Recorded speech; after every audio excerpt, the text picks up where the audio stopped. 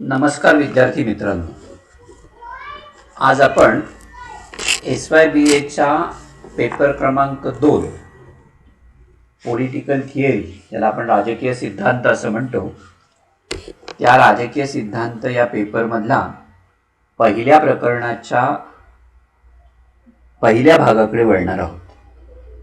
यापूर्वीच्या 2 भागांमधनं आपण राजकारण म्हणजे काय, राजकारणाचा अर्थ आणि राजकारणाचं स्वरूप नेमकं कशा पद्धतीचं असतं, आणि सिद्धांत आणि सिद्धांताचा अर्थ आणि त्याचं स्वरूप नेमकं कशा पद्धतीचं असतं याची चर्चा केलेली होती. आणि त्याबरोबरच राज्यशास्त्र, राजकीय म्हणजे काय, राजकीय तत्वज्ञान, राजकीय विश्लेषण, अशा राज्यशास्त्रातल्या वेगवेगळ्या ज्या संकल्पना आहेत त्या संकल्पनांचा थोडक्यात उहापोह करण्याचा प्रयत्न केलेला होता. आज आपण राजकीय सिद्धांत म्हणजे काय, त्याचा अर्थ आणि त्याचं स्वरूप नेमकं कशा पद्धतीचं आहे याविषयीची चर्चा करणार आहोत. सुरुवातीला आपण राज्यशास्त्राच्या एकंदर वाटचालीच्या संदर्भातला थोडासा आढावा घेऊया आणि मग राजकीय सिद्धांत आणि त्याच्या व्याख्या आणि त्याचं स्वरूप यांची चर्चा करूया. राज्यशास्त्र हे तसं बघितलं तर जगातील एक प्राचीनतम असं सामाजिक शास्त्र आहे. मनुष्य प्राणी संघटित जीवन, समाज जीवन जगू लागला तेव्हापासून या शास्त्राचा उगम शोधला जाऊ शकतो. काळाच्या प्रवाहामध्ये त्या विषयाच्या व्याख्या बदलत गेल्या, तशी त्याची व्याप्ती सुद्धा कमी अधिक प्रमाणात होत गेलेली आपल्याला दिसते. पण राज्याचं स्वरूप विशद करणाऱ्या चिंतनाची परंपरा मात्र जी होती ती अखंड सुरू राहिलेली आहे. काही आदल्यामधल्या कालखंडामध्ये चिंतनाचा प्रवाह थोडासा क्षीण झाला, पण तो खंडित झाला असं मात्र गेल्या 2,500 वर्षांच्या कालखंडामध्ये कुठे कधी घडलं नाही. आणि त्यामुळे राजकीय विचारांची किंवा राजकीय सिद्धांतांची एक दीर्घ अशी परंपरा राज्यशास्त्राला आहे असं आपल्याला म्हणता येईल. सामाजिक व्यवहाराचे नियम आणि नियंत्रण, समाजातील सर्व व्यक्तींच्या जीवित वित्ताची सुरक्षितता आणि सामाजिक जीवनातील संघर्षांचं नियंत्रण किंवा निवारण या माणसाला सदा सर्वदा आवश्यक भासणाऱ्या गोष्टी आहेत. आणि त्यामुळे त्याची काही एक व्यवस्था लावून देणारे सिद्धांत तत्ववेत्यांनी स्थळ काळ परिस्थितीनुसार सांगितलेले आहेत. राज्याचं कार्यक्षेत्र किती मोठं असावं, व्यक्तीचे राज्यसंस्थेशी कशा प्रकारचे संबंध असावेत, शासन व्यवस्थेची रचना नेमकी कशा पद्धतीची असावी, त्याचं स्वरूप कशा पद्धतीचं असावं, व्यक्ती स्वातंत्र्याच्या कक्षा किती विस्तृत असाव्यात, जनकल्याणाची व्याख्या कोणी करायची, सार्वजनिक हित कशाला म्हणायचं, त्याची व्याप्ती किती असेल किंवा किती असावी, अशा बाबतची मतमतांतर जर उद्भवली तर ती कशी मिटवायची, या सगळ्या गोष्टींची चर्चा किंवा त्याचा उहापोह ज्याला आपण म्हणतो तो राजकीय सिद्धांतामध्ये केला जातो साधारणपणे. थोडक्यात काय तर राज्यसंस्थेची ध्येय, राज्यसंस्थेची मूल्य आणि राज्यसंस्थेची कार्यपद्धती यावरून राज्याचं स्वरूप कशा पद्धतीचं असावं या संबंधी जे काही वेगवेगळे विचार प्रवाह वेगवेगळ्या वेळी निर्माण झाले ते राजकीय सिद्धांत म्हणून ओळखले जातात. आपल्याला माहिती आहे की अरिस्टॉटलला राज्यशास्त्राचा जनक म्हणून ओळखलं जातं. त्याच्याही आधी राजकीय विचारांची परंपरा होती. प्लेटो, त्याचा गुरु प्लेटो, त्याच्या आधी सॉक्रेटिस, सोफिस्ट विचारवंत, एक मोठी अशी दीर्घ अशी परंपरा ग्रीक संस्कृतीमध्ये आपल्याला आढळते. पण अरिस्टॉटलनं आपल्या सुविख्यात ग्रंथाचं नाव पॉलिटिक्स असं दिलं तेव्हापासून त्याला राज्यकारभाराचं शास्त्र अशा पद्धतीचा अर्थ प्राप्त झालेला आहे. अरिस्टॉटल राज्यशास्त्राला शास्त्रांचं शास्त्र असं म्हणतो, मास्टर ऑफ सायन्स. त्याच्या काळात राज्य आणि समाज यांच्यामध्ये फार फरक केला जात नसल्यामुळं राज्यशास्त्राचं स्वरूप जे आहे ते सर्वसमावेशक अशा पद्धतीचं होतं. पुढे ग्रीक नगरराज्य जी होती ती इतिहास जमा झाली, मोठमोठी साम्राज्य अस्तित्वामध्ये आली, राज्यशास्त्राची व्याप्ती मर्यादित झाली. ज्या बाबी स्पष्टपणे शासनाशी संबंधित होत्या त्यांचाच अंतर्भाव जो होता तो राज्यशास्त्रामध्ये होऊ लागला. R.G. गटेल यानं राज्यशास्त्र म्हणजे राज्याचं शास्त्र अशा पद्धतीची सुटसुटीत अशी व्याख्या करून राज्यशास्त्राची व्याप्ती जी होती ती मर्यादित व्याप्ती ज्याला आपण म्हणतो ती स्पष्ट केली.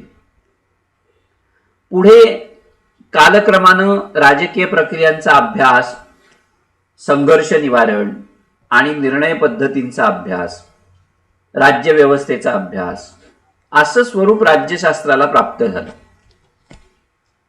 सत्तेला साकार करणं, तिचा वाटेकरी होणं या प्रक्रियांचा अनुभवसिद्ध अभ्यास म्हणजे राज्यशास्त्र ही हेरॉल्ड लासवेलने नवीन व्याख्या केली आणि राज्यशास्त्राचा एक संदर्भ बदललेला आपल्याला दिसेल. राज्यशास्त्रामध्ये अशा अनेक व्याख्या सांगता येतील. त्यांचा एकत्रित जर विचार केला तर असं दिसतं की शासन यंत्रणा आणि अन्य औपचारिक संस्था यांच्यासारख्या स्थिर गोष्टी, तसेच शासनाचं प्रत्यक्ष कामकाज, शासनाच्या वर्तनावरती पडणारा पर्यावरणाचा प्रभाव आणि शासकीय निर्णयाचा पर्यावरणावरती पडणारा प्रभाव, पर्यावरण म्हणजे सामाजिक वातावरण ज्याला आपण म्हणूया, यांच्यासारख्या गतिशील गोष्टी यांचा अंतर्भाव राज्यशास्त्रामध्ये होत असतो. उत्तम स्वरूपातील राजकारण म्हणजे कायदा, सुव्यवस्था, न्याय यांचा घेतलेला शोध असतो. तर वाईट स्वरूपातलं राजकारण जे असतं किंवा जेव्हा होतं तेव्हा त्यामध्ये सत्ता, संपत्ती आणि कीर्तीसाठी चालू असलेल्या स्वार्थी रस्सीखेच जी असते त्याला सारं सर्वस्व समजलं जातं. म्हणून माणूस ज्या समाजामध्ये जगतो त्यात तो करीत असलेल्या अनेक कृतींपैकी राजकीय कृती हा फक्त एक भाग असतो. राजकीय कृतींचं स्थान फार तर मध्यवर्ती म्हणता येईल, पण ते एकाधिकाराचं मुळीच नसतं.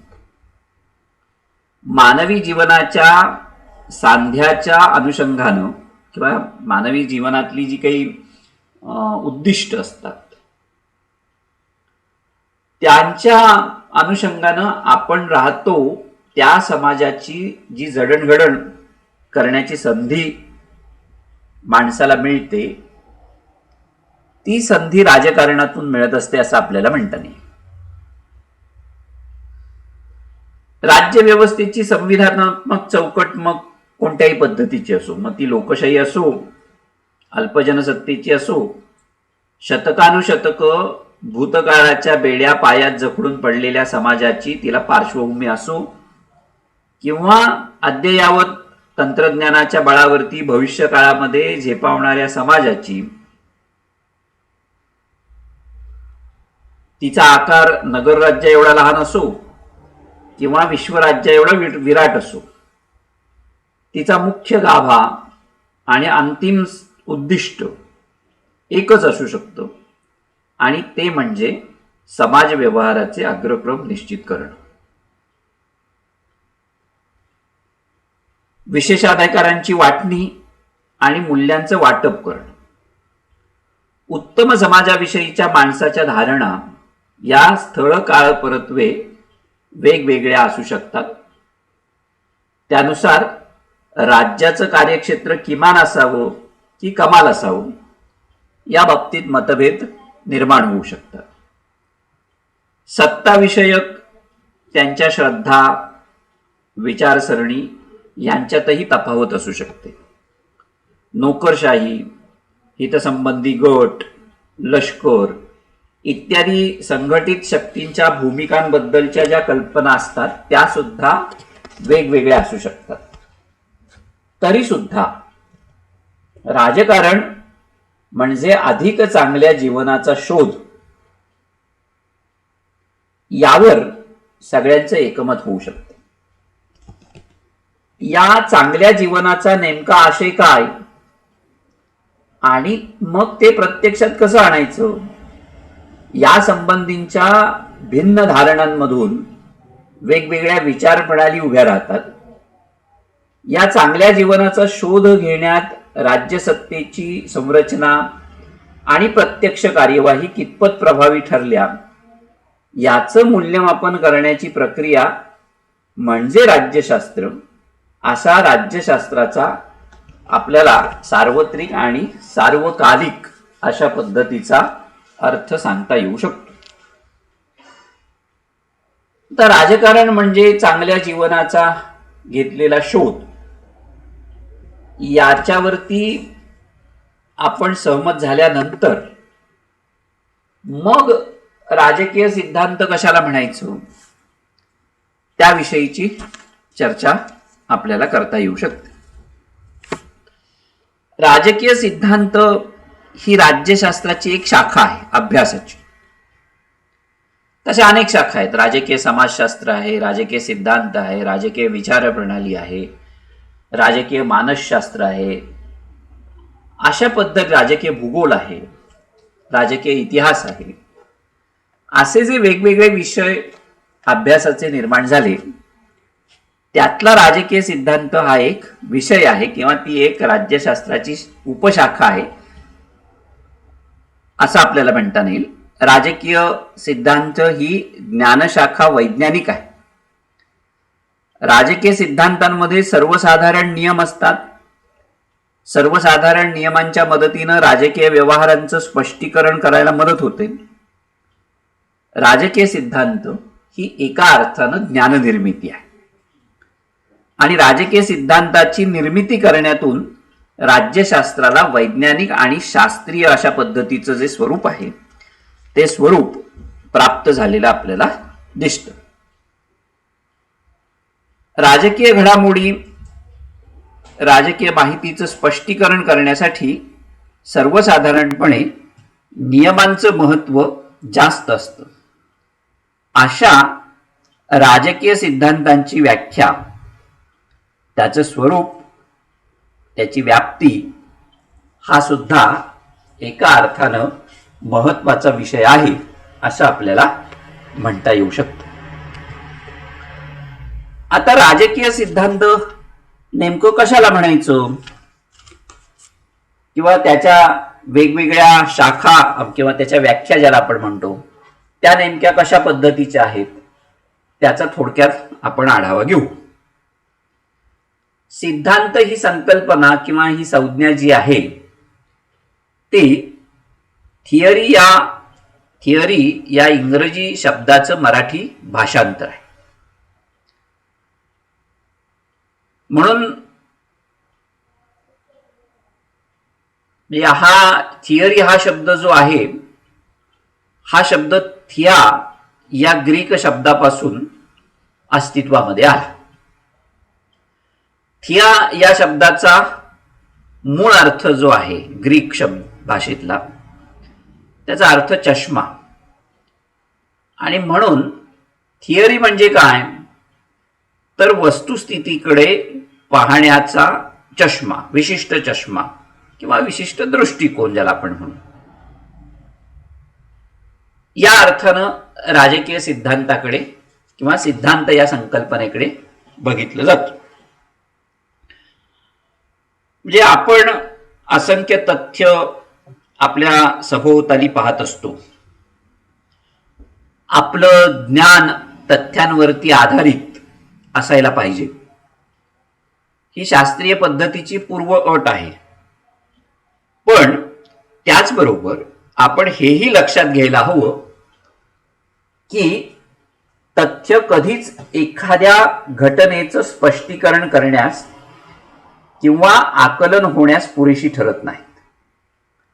त्यांच्यातील आंतरसंबंध आपल्या लक्षात यावा अशा प्रकारे तथ्यांना मांडावं लागतं. तथ्यांची अशी मांडणी करणं हीच सिद्धांत निर्मितीची प्रक्रिया असते. सर्वच सामाजिक शास्त्रांमध्ये आज सिद्धांत निर्मितीवरती भर दिलेला आहे. नवनव्या संशोधन पद्धतीचा अवलंब करून तथ्य संकलन करायचं आणि नंतर त्या तथ्यांमधला आंतरसंबंध हुडकून काढायचा. त्याच्याबरोबरच तथ्यांची वारंवारिता, त्यातले असलेले अनुबंध हे लक्षात घेऊन काही तत्व वा नियम हाती लागतात काय ते तपासायचं. अशी दुहेरी प्रक्रिया जी असते ती त्यासाठी वापरावी लागते. भोवताली घडणाऱ्या घटनांचं यथातथ्य किंवा वस्तुनिष्ठ वर्णन करीत असल्याचा आपण कितीही जरी दावा केला तरी ती एक अशक्य गोष्ट असते. कारण प्रत्येक घटनेमध्ये कितीतरी तपशील असतात, तसेच कितीतरी वेगवेगळ्या प्रकारचे आयाम असतात. त्यापैकी कोणते तपशील आणि कोणते आयाम आपण वर्णन करताना निवडतो हे आपल्या, म्हणजे जो सिद्धांताची निर्मिती करतो त्याच्या पूर्वधारणांवरती किंवा त्याच्या आवडीनिवडींवरती अवलंबून असतं. म्हणजेच सिद्धांत निर्मिती करणारा एक प्रकारे निवड करत असतो. त्याची जी संदर्भ चौकट असेल त्यानुसार तो तथ्यांची क्रमवारी लावतो, वर्गवारी करतो आणि घटकांना प्रस्तुत किंवा अप्रस्तुत ठरवत असतो. अनेकदा या संदर्भ चौकटीची त्याला स्पष्ट जाणीव असतेच असंही नाही. पण जेव्हा ती जाणीवेच्या पातळीवरती येते तेव्हा सिद्धांत निर्मिती सुरू होते. या अर्थानं सिद्धांत ही एक संदर्भ चौकट आहे. ती तथ्यांची निवड, वर्गवारी, स्वीकार किंवा त्याचा नकार निर्धारित करत असते. संशोधनाची दिशाही स्पष्ट करते.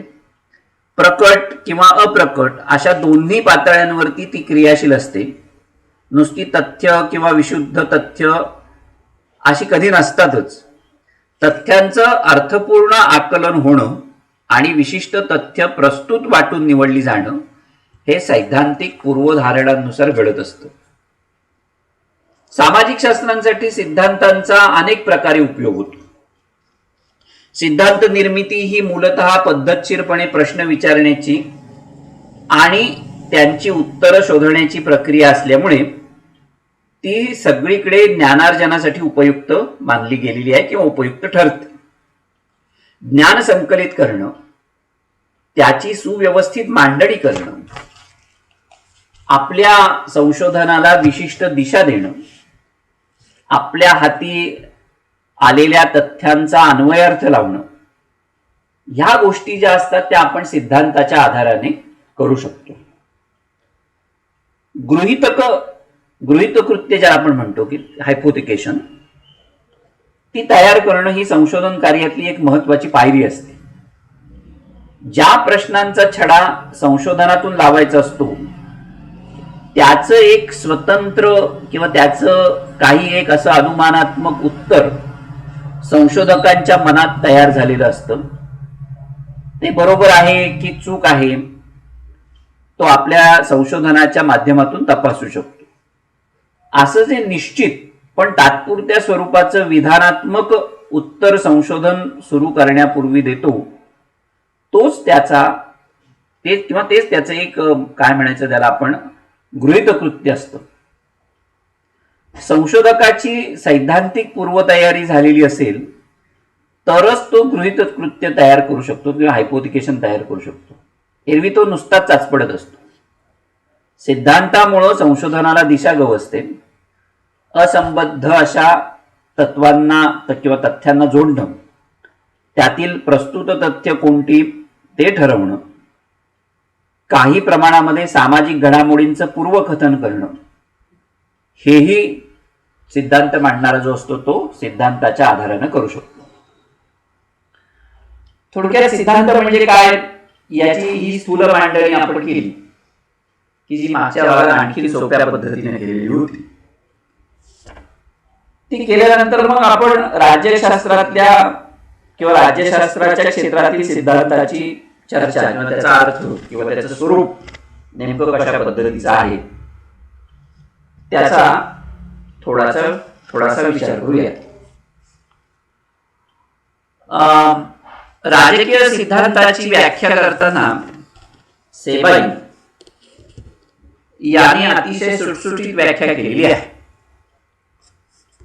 राजकीय प्रश्नांचा शिस्तबद्ध शोध घेणं म्हणजे राजकीय सिद्धांत होय, असं सेबाईंचं म्हणणं होतं. आता राजकीय प्रश्नांचा शिस्तबद्ध शोध घेणं म्हणजे काय? मगाशी जे मी म्हणत होतो की राजकारणाचा मुख्य हेतू काय असेल की ज्याच्यावरती सगळ्यांचं एकमत होतं किंवा होऊ शकेल, तर तो म्हणजे चांगल्या मानवी जीवनाचा घेतलेला शोध. मग चांगल्या मानवी जीवनाचा शोध घेत असताना जे जे सामाजिक प्रश्न निर्माण होतात त्या प्रश्नांची उत्तरं शोधण्याचा प्रयत्न सिद्धांत निर्मिती करणारा जो असतो तो आपापल्या परीने करत असतो आणि त्याची संगती लावण्याचा प्रयत्न करत असतो. म्हणजे एका अर्थानं तो प्रश्नाचा शिस्तबद्ध शोध घेत असतो. प्रश्नाचा शिस्तबद्ध शोध घेणं म्हणजे सिद्धांत निर्मिती असते. त्याला थोडंसं आपण राजकारणाच्या बाजूला आणलं तर जे राजकीय प्रश्न असतात त्या राजकीय प्रश्नांचा शिस्तबद्ध घेतलेला शोध म्हणजे राजकीय सिद्धांत, असं आपल्याला सरळ सरळ राजकीय सिद्धांताची व्याख्या सांगता येऊ शकते. दुसरी व्याख्या अँड्र्यू हॅकर यांनी केलेली आहे. ते असं म्हणतात की ज्या तत्वज्ञानात्मक आणि शास्त्रीय ज्ञानाच्या संकलनामुळं मग ते केव्हाही आणि कुठेही केलेलं असो, आम्ही आज राहत असलेल्या आणि उद्याही राहणार असलेल्या जगाविषयी आमची समजूत वाढते, त्याला राजकीय सिद्धांत असं म्हणतात. म्हणजे काय की आम्ही आज राहत असलेले जे जग आहे आणि उद्याही राहणार असलेलं जे जग आहे त्या जगाविषयी आमची समजूत ज्या ज्ञानामुळे वाढते, ज्या शास्त्रीय ज्ञानाच्या संकलनामुळे वाढते, त्याला राजकीय सिद्धांत असं म्हटलं जातं. ते साधारण जागतिकीकरण म्हणजे काय, जागतिकीकरणाचे फायदे काय आहेत, जागतिकीकरणाचे तोटे काय, आजच्या संदर्भामध्ये जर आपण म्हटलं तर की आज आम्ही राहत असलेल्या जगाची संगती लावायची असेल तर ती जागतिकीकरणाच्या संदर्भामध्ये आपल्याला लावावी लागेल. वेगवेगळ्या विचार प्रणाली आहेत, त्यातली जागतिकीकरण ही एक संकल्पना आहे. म्हणजे मग त्या परिभाषेमध्ये आपण आपल्या आजच्या समाज जीवनाचा अर्थ लावण्याचा प्रयत्न करू आणि मग त्यातले धोके नेमके कोणते आहेत आणि ते धोके दूर करण्यासाठी काय केलं पाहिजे याविषयीचा एक शिस्तबद्ध शोध घेण्याचा प्रयत्न विचारवंत त्या त्या काळाच्या संदर्भामध्ये करत असतो. त्याला आपण साधारणतः राजकीय सिद्धांत असं म्हणतो. अँड्र्यू हॅकर जे म्हणतो की ज्या तत्वज्ञानात्मक आणि शास्त्रीय ज्ञानाच्या संकलनामुळे मग ते केव्हाही आणि कुठेही असो केलेलं आम्ही आज राहत असलेल्या आणि उद्याही राहणार असलेल्या जगाविषयी आमची समजूत वाढते, त्याला राजकीय सिद्धांत असं म्हणतात.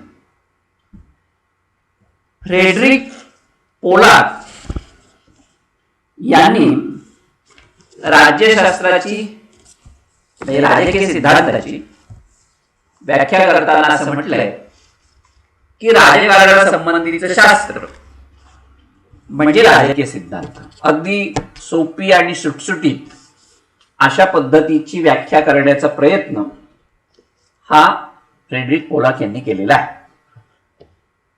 राजकारणासंबंधातलं शास्त्र. आता समाजशास्त्रामध्ये समाजाचा अभ्यास होतो, अर्थशास्त्रामध्ये आर्थिक घडामोडींची संगती लावली जाते, मानसशास्त्रामध्ये मानवी वर्तनाचा अभ्यास होतो, तसंच राज्यशास्त्रामध्ये राजकारणाची संगती लावण्याचा प्रयत्न केला जातो. आणि ती संगती लावत असताना मी मगाशी जे म्हटलं की वस्तुस्थितीकडे पाहण्याचा दृष्टिकोन जो आहे तो एखादा सिद्धांत निर्मिती करणारा विचारवंत कोणत्या पद्धतीचा घेतो त्याच्या संदर्भामध्ये मतभेद असू शकतात आणि त्यातून मग आणखीन सिद्धांत निर्माण होत असतात.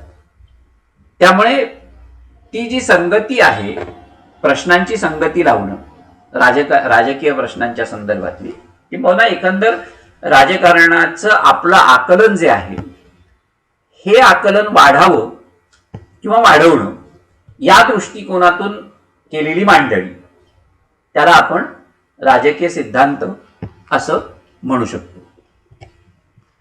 फ्रान्सिस कोकर यांनी राजकीय सिद्धांताची जी व्याख्या केलेली आहे त्याच्यामध्ये ते असं म्हणतात की लोकांच्या गरजा आणि इच्छा यांच्या संदर्भामध्ये शासन व्यवस्थेचे प्रकार आणि कार्य यांचा अभ्यास करून विशिष्ट तत्वांची किंवा नियमांची मांडणी करणं म्हणजे राजकीय सिद्धांत.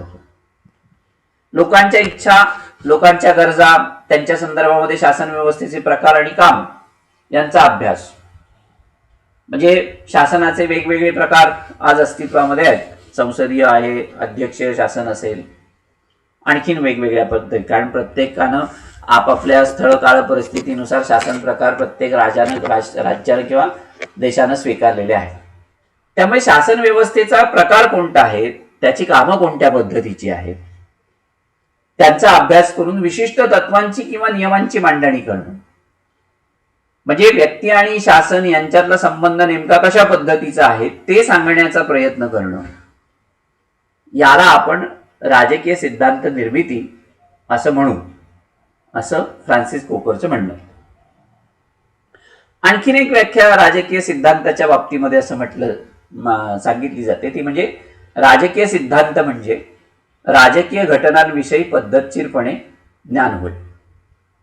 राजकारणाचं पद्धतशीर ज्ञान म्हणजे राजकीय सिद्धांत. आणि सगळ्यात शेवटची व्याख्या म्हणजे राजकीय प्रश्नांचा शिस्तबद्ध शोध म्हणजे राजकीय सिद्धांत होय. आता राजकीय सिद्धांताचं नेमकं स्वरूप कशा पद्धतीचं आहे. कोणताही राजकीय सिद्धांत जर घेतला तर त्यामध्ये 3 गोष्टी आपल्याला ठळकपणे आढळतात, असं सेबाईंचं म्हणणं होतं. एक म्हणजे वस्तुनिष्ठता, दुसरं म्हणजे कार्यकारण संबंध आणि तिसरं म्हणजे मूल्यमापनात्मकता. म्हणजे पहिली गोष्ट कुठली की ज्या घडामोडींनी तो सिद्धांत जन्माला घातला ती वस्तुनिष्ठ अशी मांडणी. दुसरं म्हणजे स्थूलमानानं ज्याला कार्यकारण संबंध म्हणता येईल त्याचं विवरण. आणि तिसरी गोष्ट म्हणजे अमुक एक गोष्ट घडावी किंवा घडणं योग्य होईल किंवा इष्ट होईल असं सांगितलं जाणार. अशा 3 म्हणजे वस्तुनिष्ठ, कार्यकरणात्मक आणि मूल्यमापनात्मक अशा 3 बाबींचा अंतर्भाव हा राजकीय सिद्धांताच्या स्वरूपामध्ये सेबाईंनी केलेला आहे. आता थोडस पहिल्या ह्याच्याकडे जाऊया. पहिला जो वस्तुनिष्ठता ज्याला आपण म्हणतो तो, की ज्या घडामोडींनी सिद्धांत जन्माला घातला, त्या घडामोडींचं वस्तुनिष्ठ विश्लेषण राजकीय सिद्धांतामध्ये असतं. राज्य का निर्माण झालं, राज्याची कामं नेमकी कोणत्या पद्धतीची आहेत, राज्य आणि व्यक्ती यांच्यामध्ये संबंध कशा पद्धतीचे असले पाहिजे, राज्याचे अधिकार कोणते, ते किती मर्यादित असले पाहिजेत, याविषयी एक प्रकारची वस्तुनिष्ठ मांडणी साधारणतः सिद्धांतामध्ये असते. आपण उदाहरण म्हणून या गोष्टी घेऊया. म्हणजे वस्तुनिष्ठता हे राजकीय सिद्धांताचं एक वैशिष्ट्य आहे असं आपल्याला म्हणता नाही थोडक्यात. दुसरं म्हणजे राजकीय सिद्धांतामध्ये कार्यकारण भाव असतो किंवा कार्यकारण संबंध असतो. याचा अर्थ घडामोडींचं त्याच्यामध्ये विवेचन केलेलं असेल, की अमुक एक गोष्ट का घडते आहे, त्याचे फायदे तोटे नेमके कशा पद्धतीचे आहेत, काय होऊ शकेल, काय त्याचे परिणाम होतील, अशा पद्धतीची चर्चा, म्हणजे त्याच्यातला कार्यकारण भाव शोधणं हा त्यातला एक मुख्य भाग असतो असं आपल्याला म्हणता नाही. म्हणजे आजच्या काळाच्या संदर्भामध्ये अगदी रिसेंट बोलायचं झालं तर राजकारणामध्ये ज्या घडामोडी चालतात त्या घडामोडी नेमक्या का घडतात, तशाच का घडतात, या प्रश्नांची उत्तरं शोधण्याचा प्रयत्न हा कार्यकारण भाव तपासण्यामागे असतो असं आपल्याला म्हणता येईल. आणि तिसरं म्हणजे राजकीय सिद्धांतामध्ये मूल्यमापनात्मक भाग असतो. याचा अर्थ विशिष्ट एक घटना किंवा गोष्ट घडावी किंवा घडणं योग्य होईल असं त्याच्यामध्ये म्हटलेलं असतं. तसंच हा सिद्धांत योग्य की अयोग्य, चूक की बरोबर, विश्वसनीय की अविश्वसनीय, हेही त्याच्यामध्ये तपासता येतं. म्हणजे एका अर्थाने त्याचं मूल्यमापन करता येऊ शकतं. इतिहासामध्ये जे काळ सामाजिक आणि राजकीय पेच प्रसंगाचे असतात, अशा काळातच महान असे राजकीय सिद्धांत जन्माला आलेले आपल्याला दिसतात. आता उदाहरण द्यायचं झालं तर ख्रिस्तपूर्व 4थं शतक,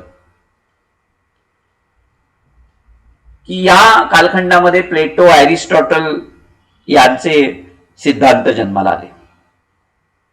किंवा 1640 ते 1690चा इंग्लंड मधला जो कालखंड आहे, की या कालखंडामध्ये हॉब्स, लॉक, मिल यासारख्या विचारवंतांचे सिद्धांत त्यांनी सिद्धांत मांडणी केली.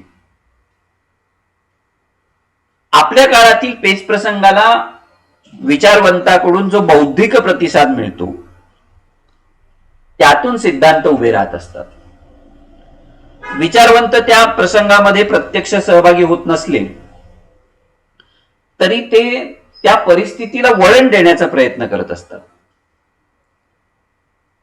राजकीय सिद्धांत दुहेरी भूमिका पार पडतात असं सबाईंचं म्हणणं होतं. एका भूमिकेमध्ये त्याचं स्वरूप अमूर्त विचार विश्वामध्ये अवतीर्ण होतं, तर दुसऱ्या भूमिकेमध्ये ते लोकांच्या श्रद्धांना प्रभावित करतात आणि प्रभावित श्रद्धा अनेक ऐतिहासिक प्रसंगांना कारणीभूत ठरतात. अमुक एक सिद्धांत चूक आहे की बरोबर आहे, योग्य आहे की अयोग्य आहे, विश्वसनीय आहे की अविश्वसनीय आहे, हे तपासणं सुद्धा आवश्यक असतं. म्हणजे इथे मुद्दा त्याच्या मूल्यमापनाचा येत असतो कायम. आणि ते सिद्धांत मांडणाऱ्यांचे मग हितसंबंध नेमके कोणत्या प्रकारचे आहेत, त्याचे ते सिद्धांत मांडण्यामागचे नेमके हेतू कोणत्या पद्धतीचे आहेत, या गोष्टींना सुद्धा त्याच्यामध्ये महत्व प्राप्त झालेलं आपल्याला साधारणतः दिसतं. आता ह्या राजकीय सिद्धांताचं हे जे स्वरूप सेबाईंनी सांगितलं 3 घटकांच्या आधाराने, ते आपण पाहिलं. जॉर्ज कॅटलिन यांनी सुद्धा राजकीय सिद्धांताचं स्वरूप 3 अंगाने मांडण्याचा प्रयत्न केलेला आहे. ते म्हणजे राजकीय तत्वज्ञान, राजकीय विचार आणि राज्यशास्त्र. अशा 3 गोष्टींच्या अंगानं जॉर्ज कॅटलिन यांनी राजकीय सिद्धांताचं स्वरूप स्पष्ट केलेलं आहे. जॉर्ज कॅटलिन यांच्या मते राजकीय सिद्धांत आणि राजकीय तत्वज्ञान परस्परांशी संबंधित आहे. राजकीय तत्वज्ञान राजकीय सिद्धांताचं, राजकीय तत्वज्ञानामध्ये राजकीय सिद्धांताला महत्व आहे. राजकीय तत्वज्ञान मूल्यांशी बांधील असतं. राज्यशास्त्रातील नैतिक प्रश्नांची उत्तरं शोधणं आणि राजकीय घटकांच्या परस्पर संबंधांचं तात्विक परीक्षण करून त्यांच्यामध्ये तांत्रिक सुसंगता आणणं हे राजकीय तत्वज्ञानाचं ध्येय असतं. राजकीय व्यवहार कसा चालावा, त्याचं कोणतं ध्येय असावं, समाजाचे राजकीय आदर्श कोणते असावेत याचा विचार करणं, तसंच राजकीय संकल्पनांचे तार्किक विश्लेषण करणं हा राजकीय तत्वज्ञानाचा एक उद्देश असतो असं आपल्याला म्हणता नाही. दुसरा मुद्दा जॉर्ज कॅटलिन मांडत होते स्वरूपाच्या संदर्भातला, तो म्हणजे राजकीय विचारांचा. राजकीय सिद्धांतामध्ये राजकीय विचारांनी महत्वाची भर घातली. महत्वाच्या राजकीय विचारवंतांनी मांडलेल्या विचारांचा तसेच विचार प्रणाली आणि संकल्पनांचा अभ्यास हा राजकीय सिद्धांतामध्ये होतो. राजकीय विचारांमधून राजकीय सिद्धांत निर्माण होतात असं जॉर्ज कॅटलिनचं म्हणणं. आणि तिसरं म्हणजे राज्यशास्त्र, की राज्यशास्त्रामध्ये राजकारणाचा, राजकीय घडामोडींचा, शासन संस्थांचा अभ्यास केला जातो. राजकीय सिद्धांत ही राज्यशास्त्राची एक शाखा आहे. राज्यशास्त्रामध्ये राजकीय सिद्धांतांचा अभ्यास तर होतोच, तसंच राजकीय सिद्धांताच्या निर्मितीवरती सुद्धा भर दिला जातो. म्हणजे जॉर्ज कॅटलिन यांनी ही अशा 3 संकल्पनांच्या माध्यमातून राजकीय सिद्धांताचं स्वरूप स्पष्ट करण्याचा प्रयत्न केलेला आपल्याला दिसतो. एकंदरीत राजकीय सिद्धांतामध्ये काय असतं, तर मगाशी मी म्हटलं त्या पद्धतीनं की राजकीय सिद्धांतामध्ये घडामोडींचं वस्तुनिष्ठ असं विश्लेषण केलेलं असतं. त्या घडामोडींमधला कार्यकारण भाव किंवा कार्यकारण संबंध जो असतो तो तपासलेला असतो आणि त्याचं मूल्यमापन केलेलं असतं. काय चांगलं, काय योग्य, काय अयोग्य, काय वाईट, या निकषांच्या आधारानं